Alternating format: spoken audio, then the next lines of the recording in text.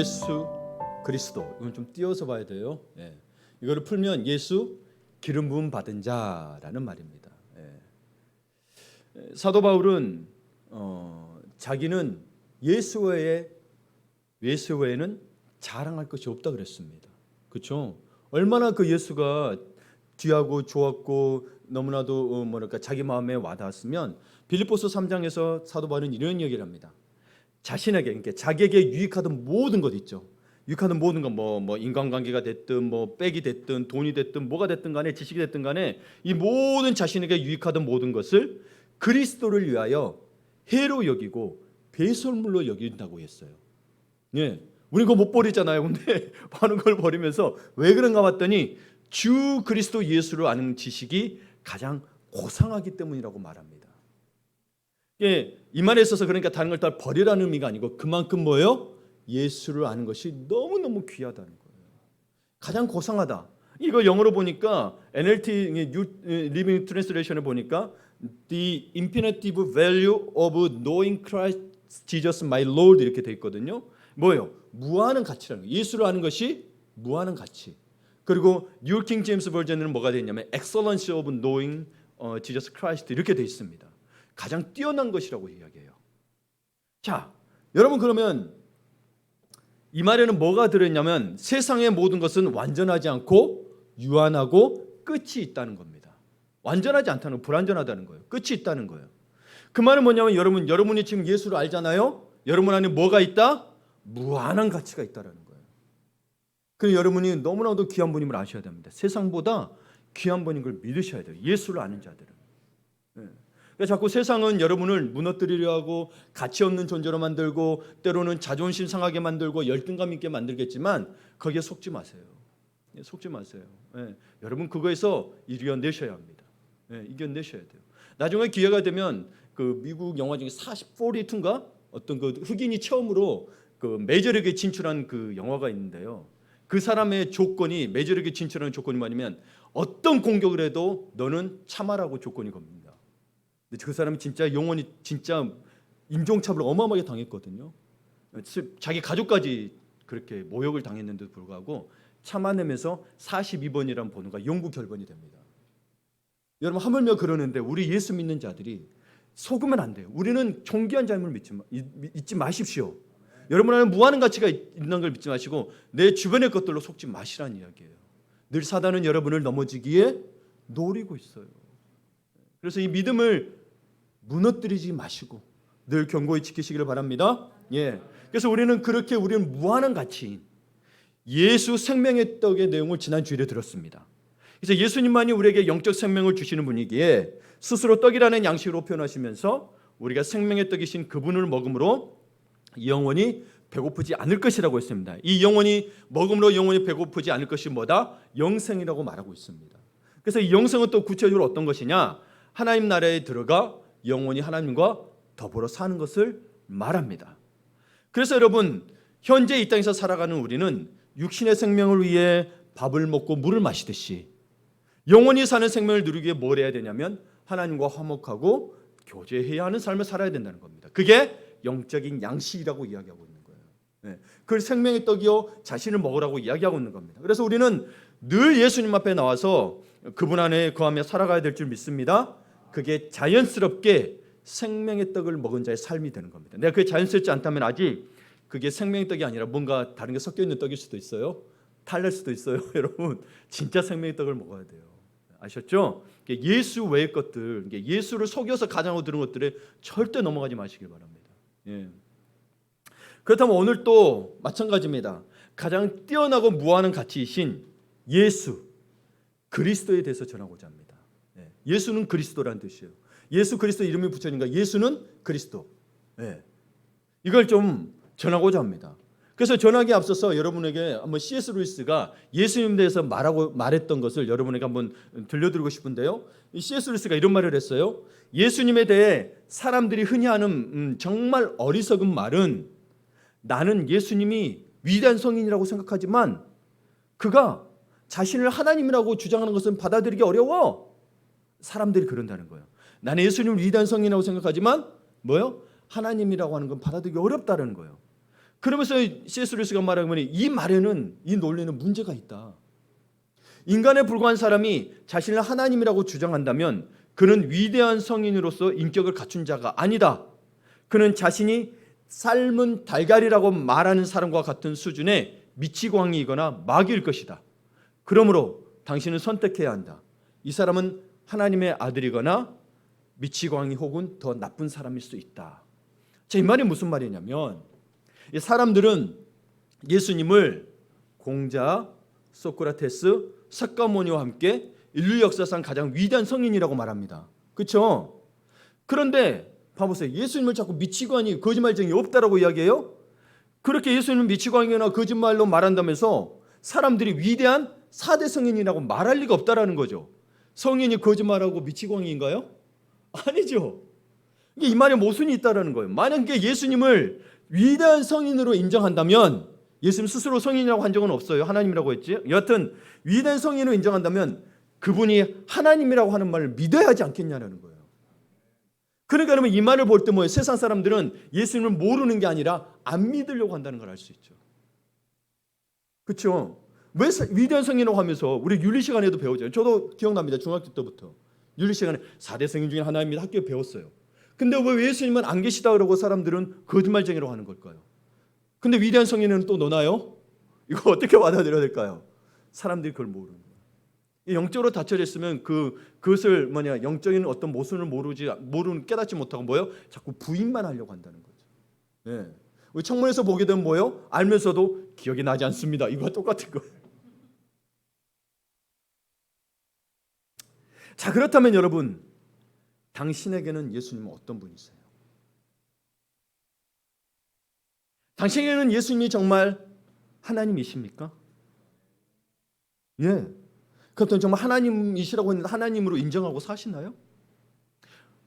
그걸 생각해 보자는 거예요. 예, 예. 여러분들, 제가 여러분들에게 그래도 우리는 물어보면 예수님이 누구십니까? 물어보면 4대 성인 중에 한 명입니다라고 말하지 않아요. 다행이죠? 감사해요. 우리의 구세주요, 우리의 죄를 위하여 십자가에 못 박혀 돌아가신 분이십니다 라고 말합니다. 맞는 말씀입니다. 우리 죄를 위해 십자가에 죽으신 예수 그리스도, 이 그리스도에는 하나님의 아주 큰 섭리가 담겨 있습니다. 태초의 섭리가 담겨 있어요.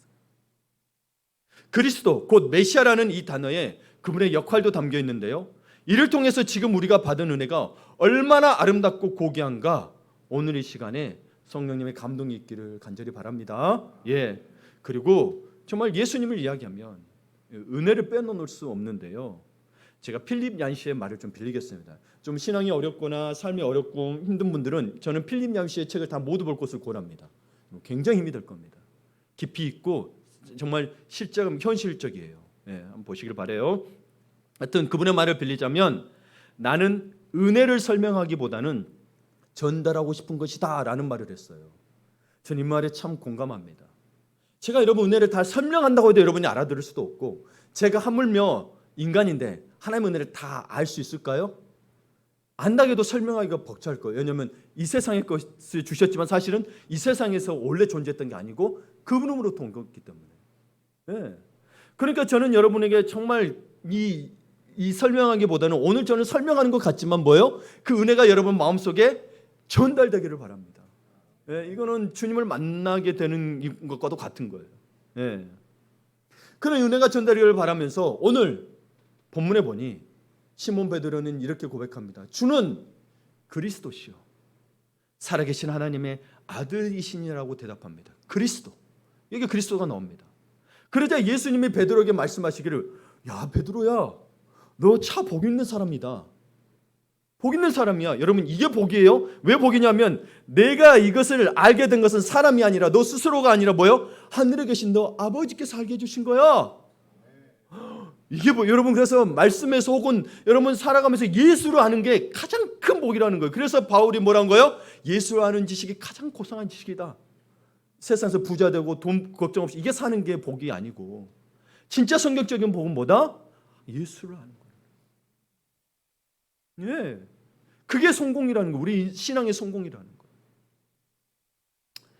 근데 여러분 이 고백이 예수님께 칭찬받아서 이걸로 끝나는 게 아니고 이게 참 놀라운 게 이 내용이 참 놀라운 게 왜 그러냐면 사람들 그 당시에 사람들뿐만 아니라 제자들 중에서 베드로를 제외하고 그 누구도 예수님을 그리스도라고 말하지 않았어요.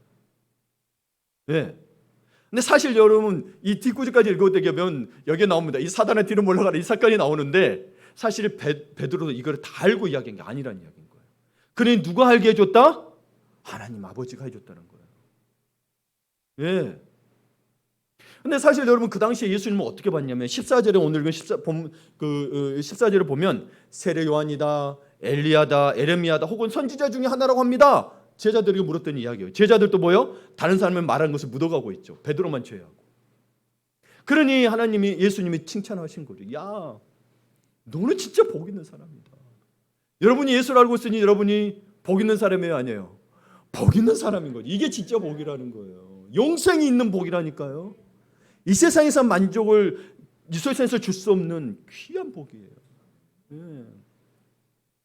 그러니까 다시 말하자면 여러분이 지금 예수님을 그리스도라고 진심으로 고백할 수 있는 것은 하늘 아버지께서 깨닫게 해주신 거라는 거예요. 예, 예. 하나님께서 영적 깨달음을 주셨기에 우리는 그것을 믿고 알게 됩니다. 저는 곰곰이 생각해 봅니다. 여러분 이 믿음의 세계는 알고 믿는 게 아니고요. 믿어야 알아집니다. 믿어야 알아져요. 여러분 너무 막연하게만 느끼지 마시고 진짜 믿어야 말해요. 제가 어떤 그 유퀴즈를 여러분 아시죠? 유퀴즈가 좀 좋은 분들 많이 나오더라고요. 거기 어떤 양자역학을 전공하는 교수님이 나왔어요. 근데 그분이 양자역학을 이야기하면서 양자역학이 뭐냐 그랬더니 이야기하기를 이 양자역학도 다 설명할 수가 없대요. 믿어야 된대요. 믿어야 양자역학이 설명이 된대요. 과학인데 이상하죠? 믿어야. 그래서 그분은 이제 신앙인은 아닌데 그래서 만약에 자기가 너무 사랑하고 좋았던 사람이 죽었대요. 그러면 그 사람이 원자로 남아서 우리 가운데 존재할 거라고 이야기를 해요. 영원히. 근데 영원히 존재한다는 표현을 써요. 신기하죠? 그러면 과학에서 영원이라는 게 설명이 될까요? 아니요. 과학은 그게 아니에요. 유물론이에요. 근데 양자역학이 그렇대요. 참 그거 듣고 저도 깜짝 놀랐는데 그러니까 여러분 우리가 예수를 믿는 게 뭐예요? 그 과학자로 따지면 양자역학과도 같은 거지만 우리는 정말 그게 믿어지잖아요. 이게 믿고 깨닫는 것과 알아서 깨닫는 건 엄청 다릅니다. 알아서 깨달을 수 있지만 믿으면 깨달아지는 게 어마어마한데 그게 영적인 깨달음이라는 거예요. 그게 성령이 가르쳐 주시는 거라는 거예요. 근데 우리는 자꾸 알아야 믿는다고 생각하는데 세상 아는 것이 믿다라고 이야기하지만 우리가 아는 것은 뭐예요? 믿음으로 알아지는 겁니다. 왜? 우리의 세계가 다르기 때문에. 과학으로는 설명 안 되는 거기 때문에. 네. 어마어마한 사건이에요. 이 편을 또 누가 썼냐면 여러분 조지 피터슨인가 하버드의 유명한 교수님이 있습니다. 자기 개발에 관해. 이분이 몇 년 전인가 개종을 믿게 됐어요. 개종이라기보다 예수를 믿게 됐는데 자기도 어떻게 믿는지 모르겠대요. 뭐든지 다 설명하는 교수님이세요. 굉장히 똑똑하고 막 강의가 다 이렇게 완전히 다 이렇게 만강이 되고 각 곳에 세미나가 있을 정도로 유명한 분이고 이분 한번 강의 듣는데 비용도 초치한데 어마어마하게 드는데 그분이 한번 가족이 아픔을 겪고 나서 그 고백을 한 거예요. 마치 우리나라의 이혜령 박사님처럼. 네, 참 신기하죠. 그러니까 지시로 다 설명이 안 되는 부분이 있는데 이 신기한 일이 일어난다는 거예요. 그러니 이 영적인 작용이 그렇다는 거죠. 보이지 않는 세계이다 보니까 믿으면 알게 되는 게 참 많다는 거예요. 그러니 여러분 양자역학자도 과학자도 자기도 가는데 믿는데 우리는 진짜 살아계신 하나님 만물의 근원이신 분을 믿지 않을 이유가 뭐가 있겠습니까? 예. 그러니 여러분 오늘 예수 그리스도를 그리스도라고 믿고 말할 수 있다는 것이 여러분 하늘 아버지께서 여러분에게 주신 아주 귀한 것이라는 것을 이제 알아가시 보겠습니다. 너무 귀한 거예요. 여러분이 그 믿는 게 그냥 나는 믿는데 왜 이렇게 힘들어요 이 수준이 아니고 믿는다는 게 얼마나 어마어마한지. 제 아내하고도 그런 이야기를 가끔 해요. 우리가 믿는 게 저도 어릴 때부터 저도 모태 신앙이니까 제 아내도 믿는 게 그냥 당연한 거라고 생각했어요. 우리 아이들도 그렇게 생각했을 것 같아요. 근데 크고 보니까 믿는 게 너무너무 힘들어. 왜 이렇게 안 믿는 사람이 많은지 모르겠어요. 우리가 믿는 게 얼마나 하나님 은혜인가를 다시금 생각하게 됩니다. 여러분 환경이 어떻든 지금 어렵던 문제가 아니고 믿을 수 있다는 게 이게 어마어마한 은혜인 거예요. 이건 말로 설명할 수가 없는 거예요. 그러니 아까 우리 감사기도 제목에도 내 믿음이 더 크게 해달라고 하는 이 기도가 얼마나 귀한 기도인지, 진심 어린 기도인 거예요. 그게. 자, 우리가 보면 예수 그리스도라고 그랬습니다. 그럼 예수가 먼저 무슨 뜻인지 알아야겠죠. 예수, 지저스라는 건데 마태복음 1장 21절을 보게 되면 아들을 낳으리니 이름을 예수라 하라. 이는 그가 자기 백성을 그들의 죄에서 구원할 자이심이라 하셨습니다. 하나님이 직접 지어주신 이름이에요. 그러다 보니 이 이름에는 뭐가 담겨있냐면 우리를 향하신 하나님의 마음이 담겨져 있습니다. 그 예수의 뜻 그 자체가 하나님의 마음이에요. 뭐예요? 우리를 죄에서 구원하기 위한 거란 거예요. 그러니까 하나님이 삼위 한 분이신 하나님이 이 땅에 오신 목적이 죄에서 빠진 우리를 구원하기 위해서라는 거예요. 정말 귀하죠. 근데 우리는 그걸 잘 몰라요. 죄에서 빠져 있다는 의미를 잘 몰라요. 죄에 빠져 있다는 의미가 뭐냐면 여러분 지옥 갈 거라는 이야기인 거예요. 간단히 표현하자면. 근데 지옥 갈 것을 뭐요? 생명의 길 천국으로 인도해 줬다라는 거예요. 그리고 우리는 예수님을 주님으로 부릅니다. 오늘 본문에도 보이는 베드로는 주는 그리스도시오 이야기합니다. 그런데 이 주가 바울은 어떻게 설명을 하고 있냐면 빌립보서 2장 11절을 보게 되면 모든 입으로 예수 그리스도를 주라 신하여 하나님 아버지께 영광을 돌리게 하셨느니라 라고. 예수 그리스도를 주라 신했더니 하나님 아버지께 영광이 된대요. 이 말은 뭔 말이냐면 이 세상 모든 만물의 주인 되신 분이란 걸 말합니다. 통치자는 걸 말해요. 하나님 아버지와 같은 권세를 말합니다. 그러니까 여러분 지금까지 여러분이 예수님을 주님이라고 부를 때 어떤 의미라고 불렀습니까? 주님 해놓고 여러분 늘 뭐예요? 주님 도와주세요. 주님 힘들어요. 그랬죠. 그걸 하지 말라는 게 아니고 주님이라고 불렀으면 위대한 통치자이기 때문에 이분을 찬양해야 됩니다. 주님 당신은 위대하시고 모든 만물에 뛰어난 분이시고 모든 걸 통치하는 분이시니 제가 이 작은 자가 걱정 근심할 게 무엇이 있겠습니까? 주님이 나를 다스리시는데 무슨 두려움이 있겠습니까? 주님을 찬양합니다라가 사실은 절로 나와야 돼요. 그게 주님이라고 고백할 때 올바른 기도예요. 우리는 뭐예요? 주님을 통치자로 안 보고 맨 내 문제만 해결해 주는 분. 사설 탐정이세요? 우리 주님이? 네.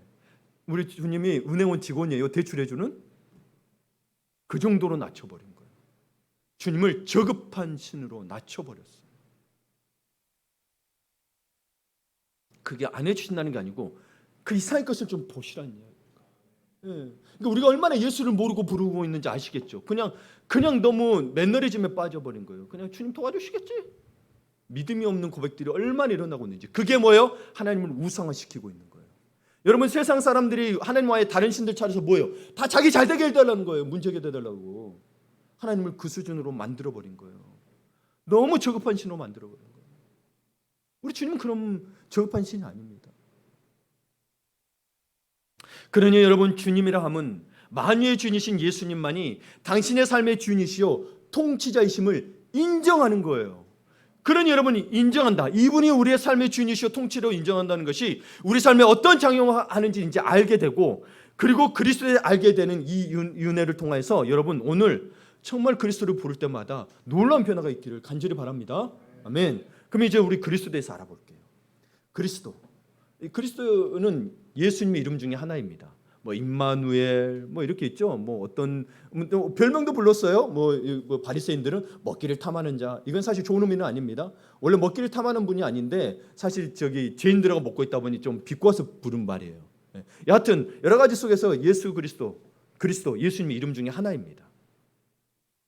그리스도라는 말의 의미는 기름 부음 받은 자, the anointed one으로서 구약 성경에 나오는 히브리어 메시아와 같은 말입니다. 메시아와 같은 말이에요. 근데 여러분 구약 성경에 딱 여러분 성경 사전 들어가서 메시아 쳐보세요. 안 뜹니다. 다시 말씀드릴게요. 메시아가 무슨 뜻이라 그랬어요? 예, 기름 부음 받은 자를 찾으면 나옵니다. 예. 왜냐하면 그게 히브리어를 번역한 거니까. 영어로 번역하면 the anointed one으로 되는 게 메시아예요. 메시아가 없네. 성경에서 예언한 적 없네. 그러시면 안 돼요. 기름 부은 자 메시아라는 뜻이 뭐라고요? the anointed one. 그러나 히브리어로는 메사야 이렇게 써져 있어요. 메사야 써져 있어요. 그게 뭐다? 기름 부음 받은 자라 이렇게 해석을 한 거예요. 신약 성경은 메시아라는 단어를 2번을 씁니다. 예. 그러면 여러분 이 메시아가 어디에서 나오느냐? 또 나옵니다. 이사야서 61장 1절을 보게 되면 우리 함께 읽겠습니다. 주 여호와의 영이 내게 내리셨으니 이는 여호와께서 내게 기름을 부으사 가난한 자에게 아름다운 소식을 전하게 하려 하심이라.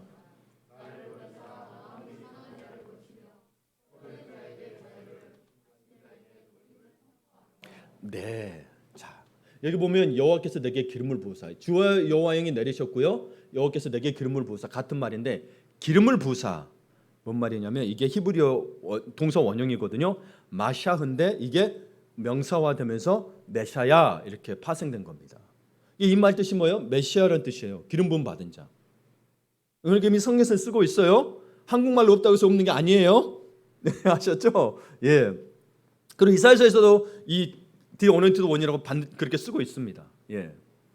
그러니까 여러분 주 여호와의 영 곧 성령이 예수에게 임하셔서 메시아의 사명을 지니신 게 이미 태초부터 돼 있었다라는 거예요. 그래서 성령이 예수님의 잉태가 어떻게 됐어요? 성령으로 잉태하여 돼 있죠. 이분은 모든 순간을 성령과 함께 하시고 하나님 아버지와 함께 했어. 삼위는 떨어진 적이 없어요. 각자의 역할에 따라서 하신 거죠. 예. 그러면 이 이사야서에서 61장에서 이야기했을 때는 이 종은 자기를 이야기하는 것도 이사야가 자기를, 그런데 이 당시 이 말이 그랬지만 이 말을 또 깊이 보니 메시아에 대한 예언이었어요. 왜냐하면 누가복음 4장 18절에 보게 되면 예수님이 자신이라고 이야기합니다. 이게 예수님이 하신 말씀인데 이사야서 61장 1절을 가지고 이야기한 거예요. 주의 성령이 내게 임하셨대. 내라는 건 예수님이 이야기해요. 임하셨으니 이는 가난한 자에게 복음을 전하게 하시라고 내게 기름을 부으시고 이렇게 나와 있습니다. 그렇죠? 예. 그러니까 여러분 이 말이 뭐예요? 성령이 내게 임하셨다는 것, 내게 기름 부으셨다는 것. 이건 이제 이 신학적인 용어도 없고요. 사실 성령에도 없는 용어인데 사람들은 성령의 기름 부음이라고 표현을 해요. 근데 성령의 기름 부음보다는 이건 신학적으로 여러분 논쟁이 될 수 있습니다. 예. 하나님의 기름 부으심이 더 정확한 표현입니다. 예. 물론 성령님도 하나님이세요. 근데 하나님 아버지가 성령을 부으신 거 봐보세요. 예. 주의 성령이 내게 임하셨다. 그리고 뭐요? 이사야서에서는 주의 여호와 영이 내게 내리셨으니 여호와께서 내게 기름을 부으시고, 이게 스스로 다 하신 일인데 성령의 기름 부음이라고 표현해도 되지만 사실 어찌 보면 뭐요? 아버지께서 이미 태초에 섭리하셨던 거예요. 삼위 하나님께서 동의하시고, 누구의 기름 부음이라기보다도 하나님의 기름 부음이라는 표현이 더 정확하다는 거죠. 네. 그래서 여러분 보게 되면 기름을 부으셨다고 했으니까 기름은 성령님을 말하는 거예요. 그리고요 기름 부으심 뭐란 거예요? 성령이 내리셨다는 의미인 거예요. 네. 그래서 어떤 분은 이것도 또 고민하면 성령 충만을 같은 의미로도 보기도 합니다. 예. 근데 좀 달라요. 보면 이 기름부음이 있을 때는 뭐가 일어나면 가난한 자에게 복음을 전하고 뭐요? 보로된 자에게 자유로, 눈먼 자에게 다시 보게 됨을, 눌린 자를 자유롭게 한다는 측면에서 조금은 다른 면이 있습니다. 예.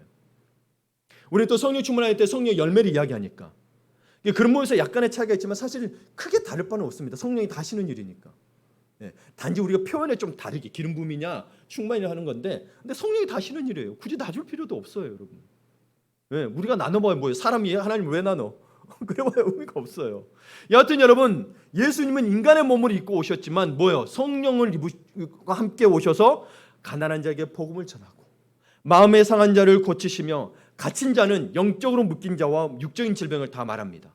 이들에게 노임을 주시는 분이셨죠. 그래서 실제로 예수님의 사역이 그러셨죠, 그렇죠? 메시아 사역을 하셨습니다.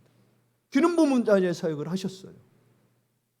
이것이 이스라엘 백성이 그토록 기다리던 약속의 이름 메시아 곧 그리스도였는데, 여러분 그들은 메시아를 잘못 이해하고 있었죠.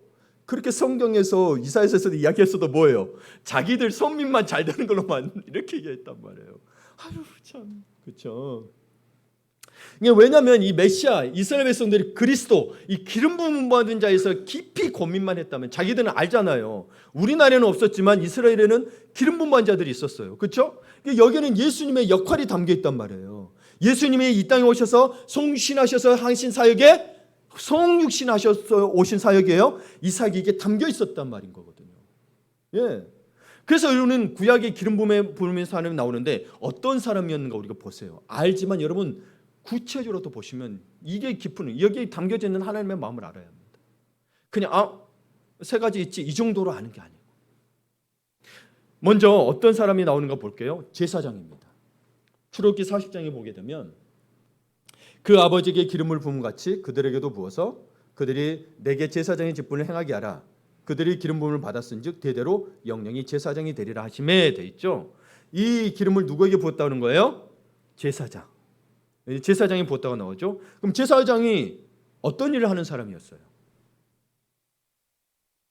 네, 제사 드리는 사람이죠. 근데 어떤 제사를 드렸어요? 일반 백성이 할 수 없었어요. 여러분, 예를 들면 지금 따지면 저는 할 수 있는데 여러분은 못했다는 의미인 거예요. 뭔 말이냐면 하나님 앞에 나아가 백성의 죄를 대신해서 제사를 드려준 거예요. 그냥 제사만 드렸다 이게 아니고 뭐요? 하나님 앞에 나와 백성의 죄를 대신해서 드려줬다. 그럼 이게 무슨 의미냐? 제사에서 하나님과 죄인인 인간의 관계를 화목하게 하는 중재 역할을 했다는 겁니다. 네, 화목하게 하는 중재 역할을 했다는 거예요.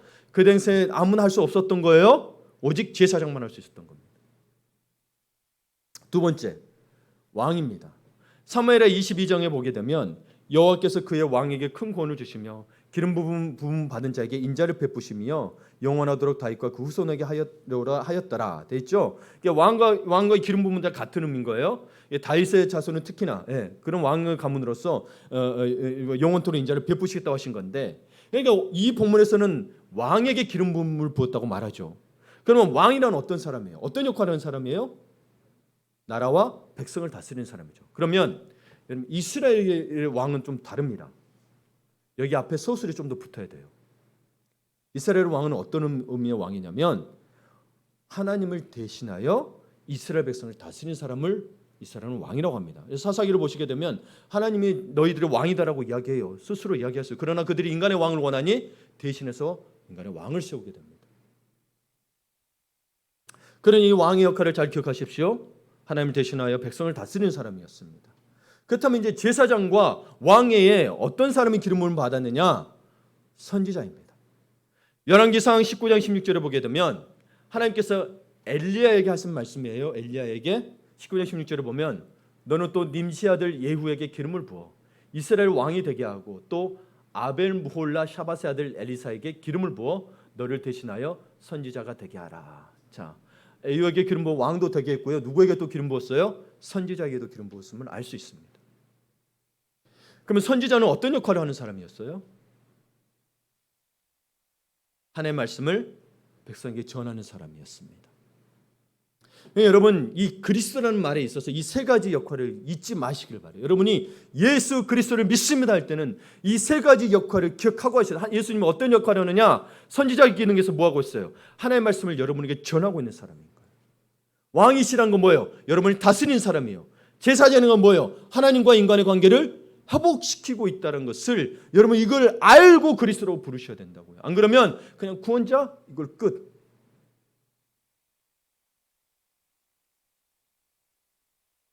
그래서 여러분이 예수님을 그리스도라고 부르는 것은 선지자와 제사장과 그리고 왕으로서의 직무를 동시에 수행하는 분임을 우리가 보셔야 된다는 거예요. 그냥 예수 그리스도 그냥 그러다 보니까 여러분 뭐예요? 그게 그냥 그리스도의 의미도 망각해 버리죠. 이름으로 알고 있어요. 이름으로 그냥 나 기도하면 되는 분이네 이렇게 하다 보니까 뭐 여러분 친밀해져요? 안 친밀해져요? 아니요, 여러분.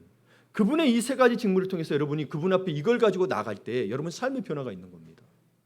왜냐하면 그분이 우리의 삶의 주인이라고 했는데 우리가 변화되지 않으면 온전히 주를 알지 못하고 온전히 주를 믿지 못하기 때문에 우리는 깨달아야 됩니다.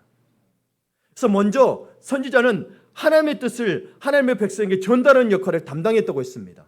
선지자들도 훌륭하고 위대한 분들이었지만 그 어떤 선지자보다 예수님은 권위가 있었습니다. 지금도 그렇죠. 권위가 있습니다. 마태복음 11장 27절을 보게 되면 내 아버지께서 모든 것을 내게 주셨으니 예수님이 하신 말씀이에요. 아버지 외에는 아들을 아는 자가 없고 또 아들의 소원대로 계시를 받는 자 외에는 아버지를 아는 자가 없느니라. 여러분 이 말을 기억하고 예수님과 선지자의 공통점은 무엇인가요? 모두 하나님의 말씀을 전하는 사람이었죠. 이 선지자 기능이요. 그런데 예수님과 선지자가 구별되는 점이 있습니다. 그게 뭐예요? 아들이라는 겁니다. 그래서 아버지가 아들에게 모든 걸 줬다고 이야기하고 마태복음 28장에도 보게 되면 하늘과 땅의 모든 권세를 내게 주셨으니라고 이야기합니다. 선지자에게 주셨다고 이런 말 하던가요? 아니죠. 아들에게 합니다. 그래서 저는 예수님을 아들 선지자라고 좀 표현을 할게요. 물론 그 표현은 없습니다. 그러니까 하나님 아버지의 마음을 가장 잘 아는 유일한 분은 누구예요? 독생자 예수님이신 거예요. 예수님이신 거예요. 신 하나 정도 아니에요. 신하나 종. 지금 신하나 종은 뭐예요? 선지자라고 하는 사람, 뭐 목사로 하는 사람, 뭐 애원하는 사람 다 아니에요. 아버지의 마음을 알 수 있지만 아들만큼은 아니에요. 그래서 하나님이 자신의 백성에게 전하는 말씀을 가장 잘하는 사람이 아들이고 그 예수님이 아들이기에 그 말에 가장 권위가 있습니다. 그래서 히브리서 1장 1절에서 2절에는 가장 참 중요한 이야기를 합니다. 말세가 돼가면서 봐보세요. 옛적의 선지자들을 통하여 여러 부분과 여러 모양으로 우리 조상들에게 말씀하신 하나님이 옛적부터 계신 분을 말해요. 태초부터 이 모든 마지막 날에는 누구를 통하여 우리가 말씀하셨다고요? 아들을 통하여. 마지막에는 하나님은 예수님을 통해 말씀하십니다. 그러므로 예수님은 선지자 중에 선지자이며 최종 권위가 있는 선지자예요. 그래서 여러분 예수님 뒤에 나는 선지자라는 사람은 다 그냥 헛방으로 치시면 됩니다. 그럼 속으면 안 돼요. 선지자의 영성은 우리가 가질 수는 있으나 선지자라고 하는 것은 엄연히 잘못된 겁니다. 성령의 음성도 이분도 성령과 동의하신 분이기 때문에 곧 예수님 말씀이 성령의 말씀이 되는 거예요. 그러니까 우리가 성경에 있는 말씀을 성령의 그리고 디모데후서 3장 15절에 이는 뭐예요? 하나님의 영의 감동을 되었다 그랬잖아요. 뭐예요? 하나님의 영을 뭐 말해요? 성령으로 쓰여진 건데 자꾸 성령의 말씀을 안 보고 성령의 음성을 듣겠다고 하면 이건 아주 잘못된 신앙입니다. 성령의 음성을 듣지 말라는 게 아니고 말씀조차 안 보면서 듣기만 한다는 게 이거는 이단으로 빠질 가능성이 굉장히 높습니다. 왜요? 말씀이 누구의 감동으로 쓰여졌다고요? 하나님의 감동, 하나님의 영의 감동으로 쓰였다 그러는데 말씀을 안 보고 자꾸 다른 것에서 기준을 찾으란다. 이거는 가짜로 보시면 됩니다. 그리고 이 히브리서 말씀에도 뭐요? 마지막에는 예수님을 통해서 말씀하신대요. 그러니까 여러분 그리고 우리가 성령의 음성을 듣고 우리가 그 뜻을 온전히 다 알 수 있는 존재인가요? 사실은 불완전합니다. 그래서 우리가 알 수 있는 정도에서 이해합니다. 근데 그것을 풀어주고 있는 분이 누구예요? 예수님이란 거예요. 율법도 풀어주고 다 풀어주잖아. 봐보세요. 그런 의미에서 여러분 초신자들에겐 요한복음이 필요할 줄은 몰라도 우리 믿는 자들에겐 가장 중요한 본문은 저는 산상순이라고 생각하는 거예요. 마태복음 5장에서 7절이 예수님이 처음으로 모든 백성에게 선포하신 말씀, 공식적으로 누구의 말씀이에요? 곧 성령의 말씀이에요. 이미 성령으로 잉태하여 태어난 분이고 이분은 뭐예요? 이에 주의 영이 임하여 가지고 기름 보내줬으니까 그 안에 사고 있는 건 뭐예요? 다 이게 성령의 음성인데 자꾸 예수의 말씀을 따로 구분하고 성령을 따로 구분주면 여러분 거기에 넘어가면 안 됩니다. 예. 그러니까 봐보세요. 이만희가 자기가 성령이라고 하면 자기가 예수님이란 말과 똑같은 말인 거예요. 절대 속지 마세요. 성령을 누가 따로 두고 돼요? 자기가 삼위 하나님이에요? 말도 안 되는 일이에요. 예. 그래서 여러분 이 산상수훈을 보게 되면 제가 이 산상수훈을 또 보게 되면 여러분 유명한 설교자들은 거의 산상수훈을 이렇게 두껍게 썼습니다. 그래서 이들은 왜 이렇게 산상수훈을 두껍게 썼나를 이제서야 좀 알게 됐어요. 네. 그러니까 여러분 산상수훈의 예를 들면 하나를 보게 되면 예수님 이야기하면 너희가 바리새인과 서기관의 의보다 낫지 못하면 천국에 들어가지 못하리라면서 여러 가지가 나오는데 그 중에 하나가 특별히 여러분 보게 되면 주기도문을 하고 나서 너가 사람을 용서하지 못하면 나도 용서하지 아니라 이 말이 뭐예요? 결국에는 천국에 들어가지 못한다고 이야기하는 겁니다. 근데 그런 데서 하다가 어떤 글을 보게 됐어요. 미국에 있는데 한 성도분의 이야기인데 이분이 진짜 교회에서도 인정받고 신실한 분이에요. 아침 저녁으로 기도하고 말씀 보고 교회에 성실하게 어떤 그 악의도 없고 정말 하나님 섬기기에 정말 최선을 다하는 분이에요. 그렇게 하나님을 또 예배드리고 있고 또 봉사도 하는 분이어서 방송실에서 여자분인데 봉사하고 있다가 어느 날 예배를 드리는데 갑자기 자기를 환상을 봤어요. 근데 개인적인 것일 수 있으나 여러분이 믿고 안 믿고는 저는 근데 그분의 말에 있어서 성경적인 어떤 부분에 있어서 맞다고 생각하기 때문에 이야기하는 건데 환상 우리 선지자도 환상은 있었어요. 다 갑자기 어딜 끌고 가시다라는 거예요. 근데 끌고 간 것이 봤더니 지옥이라는 거예요. 근데 여러분 아시겠지만 여러분 주님이 오시면 재림의 때가 되면 우리 육체도 다 부활하게 됩니다. 그래서 지옥에 있는 자나 천국에 있는 자나 다 육신이 부활하게 되는데 그 고통을 고스란히 지옥에서 느껴야 합니다. 끔찍합니다. 그래서 예수를 바로 믿으셔야 돼요. 그 지옥 가기 싫어서라도 믿으셔야 돼요. 네. 그 표현이 그래요. 그래서 지옥에는 뜨거운 불이 있기 때문에 이 피부가 흘러내릴 그 형상들을 다 가지고 있더래요. 네. 물론 모르겠습니다만 하여튼 그렇게 설명하기를 하는데 근데 여러 가지 설명했습니다. 그런데 보면서 왜 나를 이 지옥에 데려갔습니까? 그랬더니 그 성령 말씀에 네가 용서하지 않아서라고 이야기해요. 다른 건 다 완벽해요. 근데 자기 마음속에 어떤 사람이 그 사람이 잘못도 아니에요. 저 사람이 잘못했어. 근데 자기 마음속에 그걸 용서하고 못하고 있었대요. 그리고 와서는 그렇게 회개를 했대요. 그러니까 여러분, 우리가 얼마나 하나님 말씀에 대해서 내가 지킬 수 있고 못 지킬 수 있도 내가 결정하는 게 아니고 하나님 말씀은 뭐예요? 지켜야 되는 거예요. 목숨 걸고. 그게 내 믿음이지, 신념이지. 내가 못하게 됐어요. 지금 못하겠어요. 이건 믿음이 아니라니까. 그러니까 결국 하나님 말씀을 지키지 못하는 것은 내가 지금 어려워서 형편이 안 돼서 못 지키는 게 아니고 뭐의 문제예요? 믿음의 문제라는 걸 알 수 있는 거예요. 믿음의 문제라고 알 수 있는 거예요. 그러면서 우리가 봐보세요. 얼마나 신앙들을 지금 우리 예수님의 말씀에 대해서 얼마나 우리가 수준을 낮춰버렸는지. 심지어 주님은 십자가를 지고 따라오기까지 하라고요. 우리가 그 십자가를 질 수 있는 능력이 됩니까? 근데 주님이 해주시겠다는 거죠. 그 정도까지 하는 건 어느 정도 해야 될까요?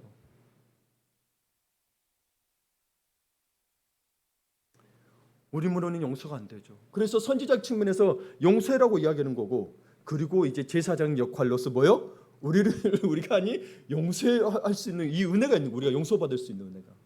네. 그러니까 여러분, 특별히 여러분 믿는 자들 늘 상상순을 좀 보시면서 그걸 지키려고 하십시오. 네. 믿음으로 지키라는 거예요. 지켜서 믿어지는 게 아니에요. 못 지켜요. 못 지켜요. 주님을 사랑함으로 믿음으로 지켜지지 않으면 이거 못 지켜냅니다. 그게 믿음이라는 거예요. 그래서 믿음, 소망, 사랑은 늘 같이 간대요. 늘 같이 가요. 믿음만 따로 아니라는 거예요. 여러분, 그러면 제사장의 역할로서 이 가운데서 예수님의 역할을 정말 큰 은혜가 있어야 되는 게, 제사장은 하나님 앞에서 인간을 대표하는 종교적인 일을 했습니다. 뭐냐면 특히 죄를 속하기 위해 희생제물을 드리는 일을 감당했는데요, 하나님과 인간 사이의 중재 역할을 맡았습니다. 예수 그리스도 역시 제사장으로서 하나님과 우리 사이를 화목하게 하셨습니다. 리컨실레이션이라고 그래서 화목하게 했다고요. 중보자 역할을 하셨어요. 근데 예수님은 일반적인 제사장과는 달리 더 탁월하게 직무를 감당하셨습니다. 이건 좀 성경 전체를 좀 봐야 되는데요. 히브리서 9장을 좀 볼게요. 그리스도께서는 장래 좋은 일의 대제사장으로 오사, 대제사장이란 말은 뭔 말이냐면 제사장 중에 가장 큰 자예요. 한 명이 있었어요. 대제사장으로 오사 손으로 짓지 아니한 것, 곧 이 창조에 속하지 아니한 더 크고 온전한 장막으로 말미암아. 자, 대제사장인데요, 이 창조에 속하지 아니한 더 크고 온전한 장막. 창조에 속하지 않으려면 하나님밖에 없습니다. 창조자밖에. 그리고 그 온전한 장막으로 표현했는데 이거는 뭐냐? 성육신하신 그리스도의 몸을 말합니다. 성육신하셨던 하나님과 같이 계시고 인간으로서의 그걸 말하는 거예요. 네. 염소와 송아지의 피로 하지 아니하고 오직 자기의 피로 영원한 속죄를 이루사 단번에 송소에 들어가셨느니라. 그러니까 그분이 봐보세요. 대제사장의 역할을, 하나님과 인간관계를 이렇게 화해시키는 역할을 하시면서도 뭐가 자신이 제물도 같이 돼버린 거예요. 제물도 돼버리죠. 그래서 단번에 송소에 들어갈 수 있게 된 거예요. 안 그러면 이분이 대제사장 역할을 했었다면 우리는 다른 제물도 가지고 가야 돼요. 그 다음에 염소와 황소의 피와 및 암송아지의 죄를 분영한 자에게 뿌려 그 육체를 정결하게 하여 거룩하게 하거든. 이건 뭐냐면 과거의 구약시대의 제사를 말합니다. 구약시대의 제사를 보게 되면 대속죄의 날이 있어요. 7월에 대속죄의 날이 있는데 이 날은 염소 2마리를 준비합니다. 한 마리는 잡아서 피를 뿌려 그 속죄소에 뿌리면서 우리의 정결케 하는 건데 육체만 정결하게 됐다는 거예요. 그리고 한 마리는 뭐예요? 염소 머리에 안수를 하면서 1년 동안의 이스라엘 백성의 죄를 다 정결시킵니다. 염소에게. 그리고 광야로 보내요. 이걸 전문 용어로 아사셀이라고 합니다. 구약에 나와 있어요. 아사셀이라고. 이렇게 속죄날의 2가지를 통해서 죄를 속함을 받았지만 그게 불완전하다는 거예요. 어떤 말이냐면 14절로 봅니다. 하물며, 이거 같이 읽어볼게요. 하물며 영원하신 성령으로 말미암아 죽은 행실을 해서 깨끗하게 하고 살아계시는 하나님을 섬기지 못하겠느냐. 아멘. 정말 탁월하죠. 그러니까 과거의 그 제사로는 육체만 정결하게 됐는데 너희 양심의 죽은 행실을 깨끗하게 하지 못했다는 거예요. 인간의 내면의 죄까지는 깨끗하게 하지 못했다라는 거예요. 불완전했다라는 거예요. 그런데 뭐예요? 영원히 여기 성령으로 나오죠. 이게 그 기름 부었다는 거예요. 기름 부는 말미암아 성령으로 말미암아 흠없는 자기를 하나님께 드린 그리스도의 피가 이 너희의 내면의 죄까지 완전하게 깨끗하게 해준다는 거예요. 이게 그러니까 그리스도라는 말에 담겨 있는 말인 건데 어마어마한 사실을 알아야 됩니다. 이거를 우리가 그냥 용서받는 게 아니에요. 엄청난 하나님의 희생과 은혜가 있었다는 사실을 기억하십시오. 그러니까 여러분 모든 신앙의 시작은 이 구원, 이 은혜로의 감동이 없으면 다른 건 다 자기의가 된다니까요. 다 자기의가 돼요. 예, 그러니 화나는 상황에서 화내는 거예요. 왜? 마땅히 화낼 만하니까. 그럼 거기에 성령은 어디 있단 말입니까? 예수의 피는 어디 있단 말입니까? 예수의 피가 있다면 예수님은 우리 위해 죽으셨으니 뭐예요? 우리 10,000달란트 빚졌지만 10,000달란트를 탕감받은 자가 100다나리온 하나를 사람을 용서 못해서 뭐예요? 어떻게 해요? 다시 감옥에 이 사람은 슬픔의 일을 가는 거잖아요. 그러니까 우리는 잊지 말아야 돼. 우리는 10,000달란트 빚진 자였지만 탕감받았다는 사실을 잊지 말라는 거예요. 제발. 안 그러면 저 사람 잘못했으니까 내가 마땅히 화내야 돼. 이렇게만 된단 말이에요. 이 땅에서 그것 때문에 그 사람의 나를 괴롭힐지 몰라도 저 하늘에서는 하나님이 기억하신다 안 하신다? 기억하신다. 그러면 이 뭐냐? 네가 용서해야 나도 용서하겠다고 이야기하는 거예요. 사실 무서운 말인 거예요. 네. 그러니 여러분 이 인간의 내면에 있는 죄까지 깨끗하게 하셔서 우리가 직접 송소에 나가서 직접 예배하고 교제할 수 있게 되었다는 거예요. 그러니까 여러분 예수 그리스도라고 부르는 은혜가 얼마나 은혜인지 몰라요. 여러분 원래 지금 그 예수 그리스도 없다면 여러분 여기 못 나온다니까요. 여기에 제사장들만 있어야 돼요. 여러분 오고 싶으면 뭐예요? 제물만 갖다 주는 거예요. 그리고 밖에서 저기 있어야 돼요. 뜰에서. 예, 뭐 이방인의 뜰, 뭔 뜰에 있어야 되는 거예요. 근데 여러분 지금 이렇게 나올 수 있는 예배 있는 게 뭐다? 은혜라는 사실을 잊지 마시길 바라요. 그러니까 교회 오고 말고를 여러분 스스로 결정하면 안 돼요. 은혜에 매달리셔야 되는 거지. 은혜 때문에 오는 거지. 내가 가고 내가 뭐 하면 안 오고 내가 뭐 하면 오고. 그거는 이미 자신이 하나님인 거예요. 하나님을 모르는 거예요, 제대로. 예수 그리스도를 모르는 거 알고 있다고 하지만 여러분이 정말 모르는 거예요, 그거는. 이게 은혜의 감격이 없으면 늘 무너진단 말이에요. 그러면 주님이 우리를 아주 뭐 이렇게 못하게 못 살게 해서 잡아 쳐넣으려고 지옥에 쳐넣으려고 그렇게 하느냐? 그게 아니고요. 사실 하나님은 인류를 다 머리하시고 창조자잖아요. 그럼 다른 인류를 창조할 수 있는 분인데 왜 자신을 십자가에 매달리게 하면서까지 인간은 여전히 돌이키지 못하고 있는데 완전한 자유와 영생을 주시고자 한 것일까요? 로마서 5장을 함께 읽습니다. 우리가 아직 연약할 때의 기약대로 그리스도께서 경건하지 않은 자들을 위하여 죽으셨도다.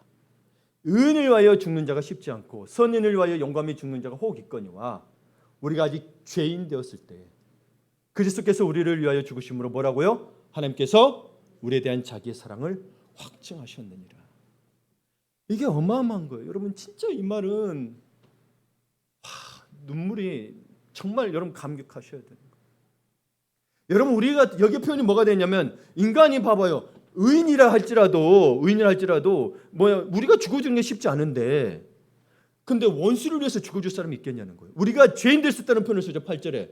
이건 원수 관계예요. 히브리어 원어에 보게 되면 우리가 적대 관계를 표현하는 거예요. 죄인이라는 관계는. 하나님에서 벗어난 상태를 말해요.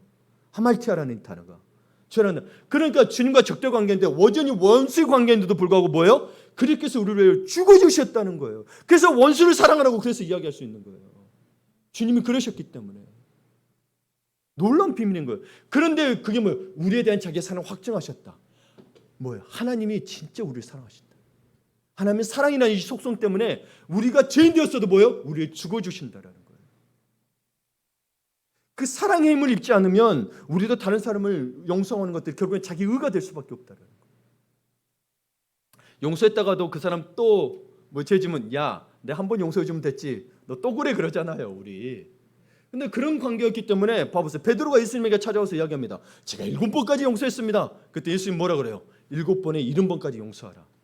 490번이 아니라 계속 용서하라는 거예요. 그리고 나서 여러분 10,000달란트 빚진 자의 탕감받은 자의 비유를 이야기하신 거예요. 우리가 사실 우리에게 용서할 권한이 없어요. 용서할 능력도 없고 여러분 용서한다고 해서 용서가 되는 문제가 아니고 누구의 능력을 힘입어서 용서를 하는 거예요? 그래서 예수의 십자가의 은혜로 힘입어서 용서하는 거예요. 사실은. 근데 내가 마치 용서한 것처럼. 그래서 야 너는 나한테 용서하다고 미안하다고 말 안 해? 이러고 있단 말이에요. 아니라니까 여러분. 진짜 들어가야 되면 그게 물론 힘든 게 그리고 우리가 참 마음이 그렇게 힘들긴 하지만 뭐예요? 사실은 뭐예요? 내가 그리스도의 은혜로 힘입어서 용서하는 건데 그걸 놓쳐버리고 마치 내가 용서한 것처럼 그건 십자가가 없는 거예요. 내가 당연한 말 했어. 그러니까 네가 용서를 빌어야지. 우린 다 죄인이라고 이야기하고 있잖아요. 만달란트 비유로 이야기하잖아요. 너희가 어떤 죄를 지었던 간에 똑같이 뭐요? 만달란트를 빚진 자라는 거. 그게 지금으로 따지면 100조 이상이에요. 이게 액수로 원래는 액수로 표현하면 안 되겠지만 100조 이상이에요. 근데 100다네리온 많이 받아 그 해봐야 1인당 우리 노동자 기분 할 때 1,000만 원밖에 안 돼요. 물론 1,000만 원도 큰 늘 수 있으나 100조에 비해 보라는 거예요. 100조에.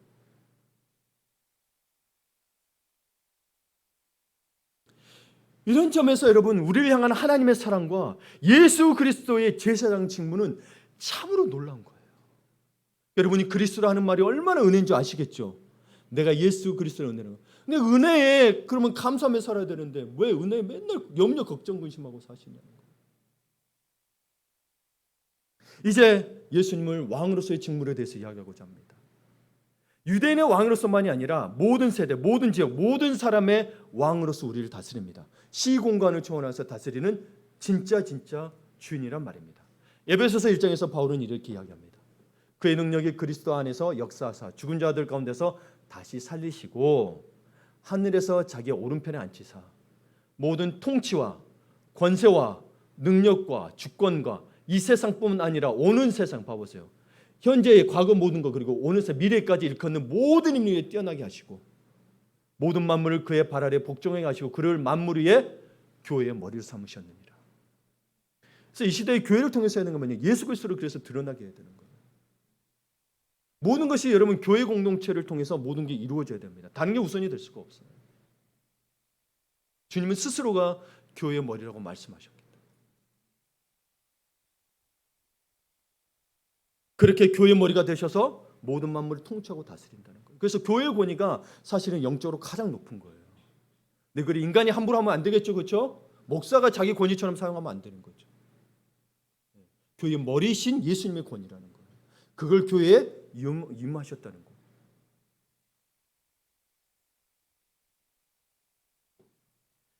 그렇게 예수님은 우리를 다스리고 계십니다. 그분이 다스리는 곳이 곧 하나님의 나라입니다. 예. 그렇다면 우리 지금까지 예수님을 그리스도라고 부르는 것은 왕, 대제사장, 선지자의 직무를 행하신 그분을 믿고 하는 거예요. 이 세 가지를 기억하세요. 왕, 대제사장, 선지자. 그렇다면 여러분에게 다시 물어보겠습니다. 이거를 듣기 전에와 지금 들었어요? 여러분은 예수님이 그리스도이심을 인정하시나요? 아멘. 예. 인정한다면 말로만 믿는 것이 아니라면 진정 믿는다면 이 그리스도를 믿는다면 그래서 예수 그리스도 이름에 능력이 있고 권세가 있다고 그랬잖아요. 근데 왜 우리는 변화가 일어나지 않을까? 이걸 모르기 때문이에요. 정말 믿는다면 일어나는 변화가 세 가지가 있습니다. 제사장의 역할, 선지자의 역할, 왕의 역할을 통해서. 첫째, 예수님은 선지자 중에 선지자라고 했습니다. 선지자는 뭐라 그랬어요? 하나님의 말씀을 전하는 자잖아요. 근데 아들 선지자란 말이에요. 아들과 같은 권위를 가지고 있으니 여러분 그분의 말씀을 어떻게 해야 되겠어요?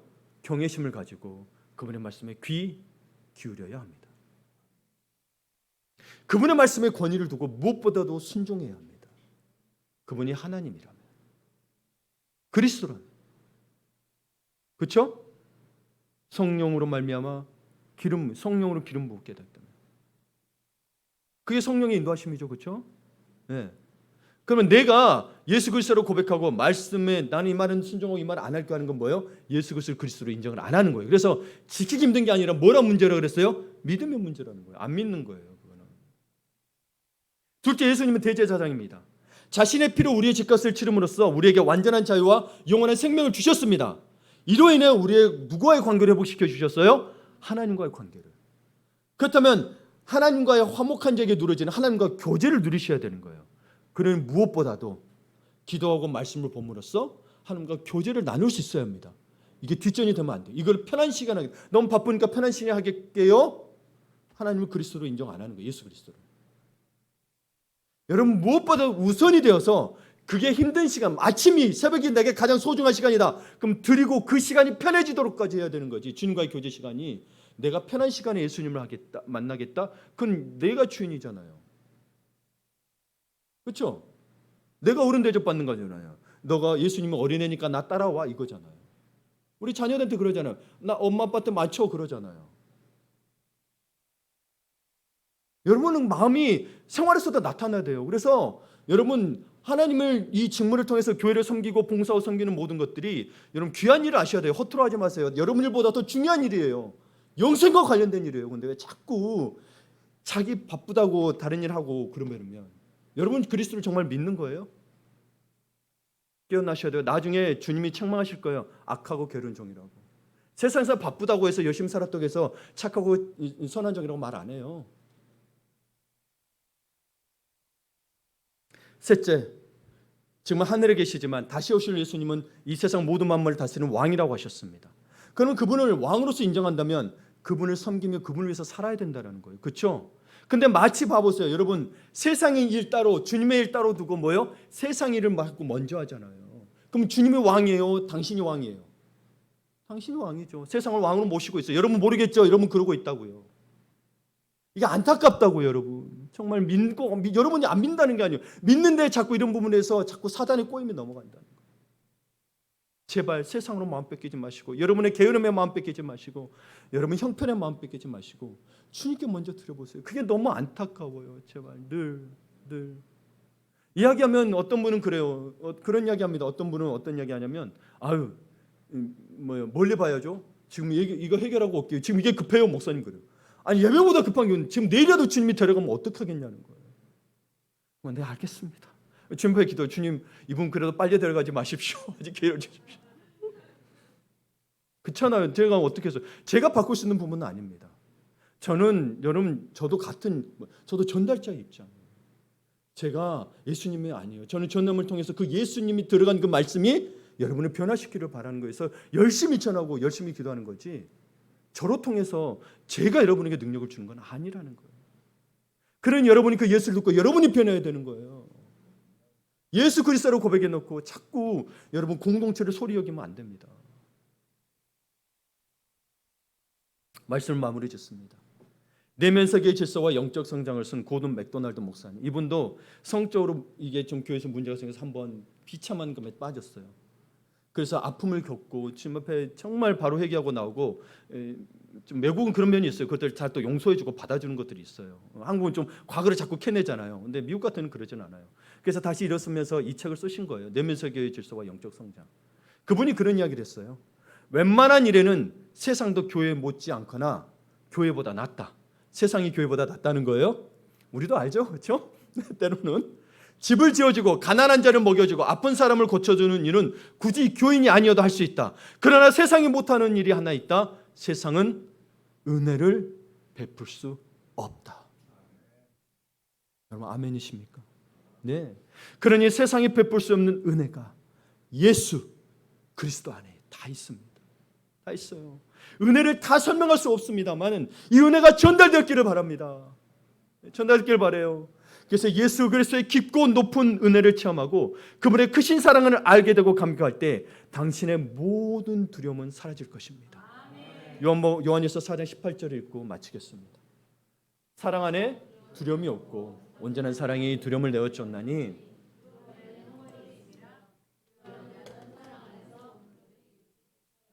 아멘.